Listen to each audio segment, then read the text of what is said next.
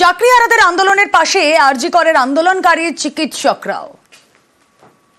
যে কোনো জায়গায় অন্যায়ের বিরুদ্ধে যদি গণ আন্দোলন হয়, West Bengal junior doctors front সম্পূর্ণরূপে সেই গণ আন্দোলনকে সমর্থন করে। গণ আন্দোলনের থাকার ক্ষেত্রে আমাদের দিক থেকে কোনো রকমের অসুবিধা নেই। কাজের যে সীমাবদ্ধতা আছে, এই সীমাবদ্ধতার জায়গা একটা আমাদের সবসময় থাকে। এই কনস্ট্রিকশনের মধ্য দিয়েই আমরা আমাদের কাজকর্ম করব।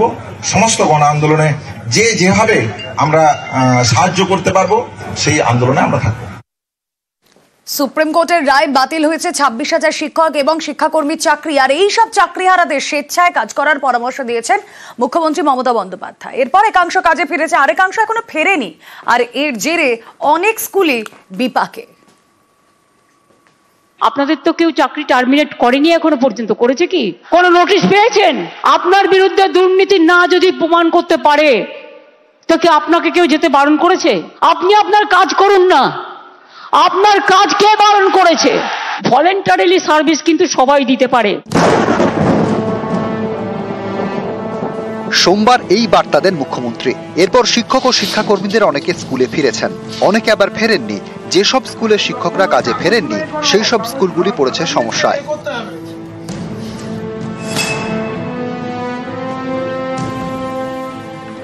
ক্লাসরুমের দরজা খুলছেন প্রধান শিক্ষক, কোলাপসেবল গেটও খুলছেন প্রধান শিক্ষক। এ ছবি পূর্ব মেদিনীপুরের কোলাঘাটের বিহারীলাল বিদ্যাপীঠের এই স্কুলে 30 জন শিক্ষকের মধ্যে 2 জন শিক্ষকের চাকরি গিয়েছে। চাকরি খুইয়েছেন 3 জন গ্রুপ ডি স্টাফ। এর জেরে এমনই এখন পরিস্থিতি যে স্কুলের গেটও খুলতে হচ্ছে প্রধান শিক্ষককে। গ্রুপ ডি 3 জন রয়েছে, টিচিং স্টাফ রয়েছে 2 জন, ইংলিশে 1 জন আর সংস্কৃতে। আমরা তো 12টাই চালাতে পারবো না। 5 to 8 তো সংস্কৃত রয়েছে, প্লাস 11-12 যে সংস্কৃত, উনি ছাড়া তো সংস্কৃত চালাতেই পারবো না। সংস্কৃত সাবজেক্টটাই তো উঠিয়ে যাবে। এইচে বেসে চাবি খুলবেন, চাবি লাগাবেন। এই তো আমি ওপরে গেছিলাম, ঝাড়ু দেওয়ার কাজ করছি। 4th ক্লাস স্টাফ ছাড়া একটা স্কুল চলতে পারে না। বালিকা শিক্ষা মন্দির আলিপুরদুয়ারে মেয়েদের নাম করা স্কুল। এই স্কুলে 24 জন শিক্ষিকার মধ্যে 5 জনের চাকরি গিয়েছে। ফলে এখন ভূগোল, ফিজিক্যাল সায়েন্স, ফিলোসফি এবং কম্পিউটারের টিচার নেই। 2 জন অশিক্ষক কর্মীরও চাকরি গিয়েছে। শিক্ষক শিক্ষাকর্মী কেউই কাজে ফেরেননি, তাই স্কুল চালাতে হিমশিম খেতে হচ্ছে। একজন 7 বছর ধরে চাকরি করার পরে তাকে বলা হচ্ছে ভলেন্টারি সার্ভিস দিতে, এবং তারপরে আর কোনো রকমের আমাদের কাছে কোনো সার্কুলারও নেই, আমাদের কাছে কোনো অর্ডারও নেই, ওদের কাছেও হয়তো নেই। হয়তো ওইটা চিন্তা করে ওরা আসছে না। ফিজিক্যাল সায়েন্স টোটাল ব্ল্যাঙ্ক হয়ে গেল স্কুলে। ওরা যদি আসে, ওনারা যদি মুখ্যমন্ত্রীর বক্তব্য শুনে যে আপনারা স্বেচ্ছা সার্ভিস দিন, সেই কথাটা শুনে, ওই বাক্যতে শুনে যদি ওরা মনে করে যে হ্যাঁ আমরা স্বেচ্ছা সার্ভিস দিতে আসবে। হুগলির সিঙ্গুর এখানকার ডিডি ভারতী বালিকা বিদ্যালয়ে 18 জন শিক্ষিকা, তাদের মধ্যে 6 জনেরই চাকরি গিয়েছে।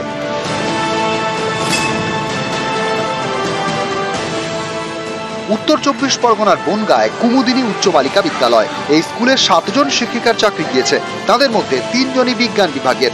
এর জেরে স্কুলে এখন বিজ্ঞান বিভাগের শিক্ষিকাই নেই, তাই বিজ্ঞান বিভাগের ক্লাসও হচ্ছে না। পড়ুয়াদের পরীক্ষার খাতা দেখা নিয়ে চরম সমস্যা।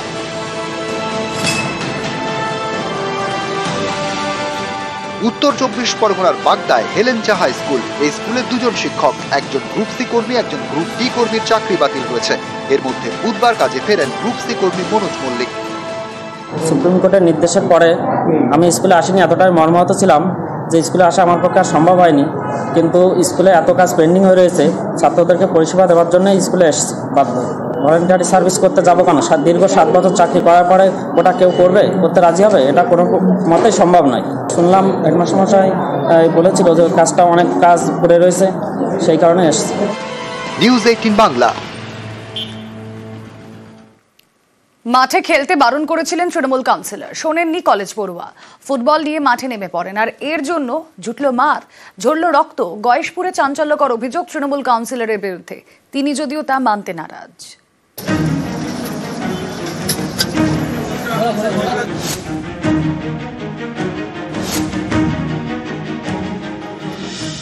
নদিয়ার গয়েশপুর পুরসভার 9 নম্বর ওয়ার্ড গোকুলপুর, এখানেই ফুটবল খেলায় কলেজ পড়ুয়াকে মারধর। অভিযোগের আঙুল স্থানীয় তৃণমূল কাউন্সিলরের দিকে। গয়েশপুরের গোকুলপুরের বাসিন্দা অর্জুন চট্টোপাধ্যায় কল্যাণী কলেজে পড়েন, 2nd ইয়ার। মঙ্গলবার বিকেলে স্থানীয় দেশবন্ধু মাঠে ফুটবল খেলতে যান অর্জুন। অভিযোগ, তাকে মাঠে নামতে বারণ করেন তৃণমূল কাউন্সিলর নন্দ ঘোষ।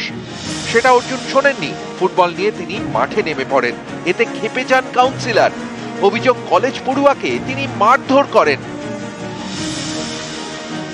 মারের চোটে পড়ুয়ার চোখের পাশে আঘাত লাগে, রক্তও ঝরে।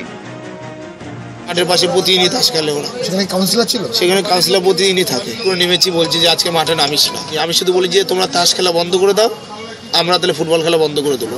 এই কথাটা বলার পর গাড়ির চাবিটা নিয়ে নেওয়ার পর আমাকে ওরকমভাবে মারধর করেছে কাউন্সিলর নন্দ ঘোষ।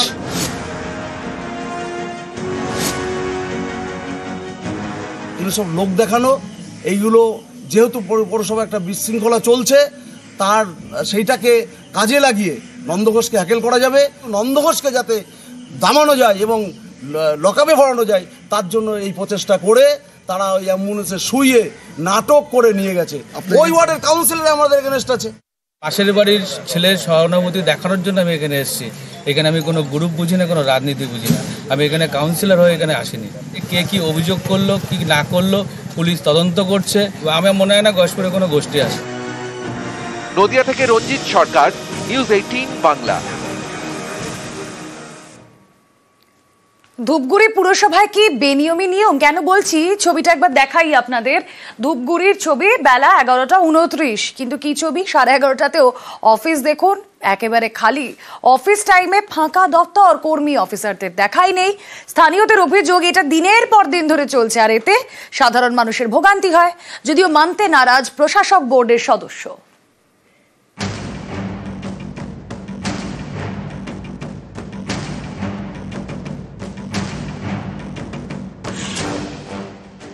এটা জলপাইগুড়ি জেলার ধূপগুড়ি পুরসভা। অফিস টাইমে অফিস প্রায় ফাঁকা, বেশিরভাগ কর্মী অফিসাররাই লেট। এই দেখুন, ঘড়িতে 11:29, পুরো অফিসের বেশিরভাগ চেয়ারই খালি, কর্মীদের দেখা নেই।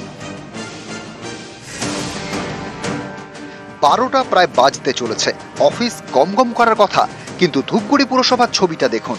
কিছু কিছু টেবিলে কর্মীদের জটলা। ধূপগুড়ির বাসিন্দাদের অভিযোগ, এই কারণেই পুরো অফিসে গিয়ে পরিষেবা পেতে হয়রানির এক শেষ হয়। সেখানে অনিয়মই নিয়ম হয়ে দাঁড়িয়েছে। কখন এসেছিলেন? 11টার দিকে। তো অফিসার ছিল না? না, উনি রাস্তায় ছিল। এখন ঢুকলো? ওনার কাজ হয়েছে? না, এখন করবে। ইনি বিশ্বজিৎ মণ্ডল, পুরসভার আধিকারিক। অফিসে ঢুকতে ঢুকতে 11:15। কেন এত দেরি, শুনুন তার জবাব। আমি আমার যথেষ্ট দিয়ে পরিষেবা দেওয়ার চেষ্টা করি, আমার সর্বস্ব দিয়ে চেষ্টা করি, আমি বাড়িতে বসে পরিষেবা দেওয়ার চেষ্টা করি। এরপরে যদি কোনো সমস্যা হয় তাহলে পাবলিক বলুক কোন পাবলিকের সমস্যা। অভিযোগ করছে যারা এসে বসে আছে। আমাকে দেখান।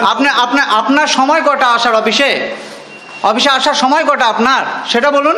আমি যেহেতু জলপাইগুড়ি থেকে বলা আছে অথরিটিকে 11টার থেকে। অথরিটি কাকে বলা আছে? রিটার্ন দেওয়া আছে? সাধারণ মানুষ হয়রানির শিকার হবে কেন? হয়রানি করতে দেই না। এনারা 11টার থেকে বসে আছে। বসে থাকার ব্যাপার না, এখানে অনেক ডিপার্টমেন্ট আছে, কেউই জয়েন করছে। কোনো সমস্যা নেই, প্রত্যেকটা ডিপার্টমেন্টে তাদের কাজকে ভাগ করে দেওয়া হয়েছে। ইভেন আমরা মানুষের বাড়ি গিয়েও পরিষেবা দিচ্ছি, সেই ডিউটি এখানে না বসে বাড়ি বাড়ি কাজ করছি। কাউকে ঘুরানো হয় না।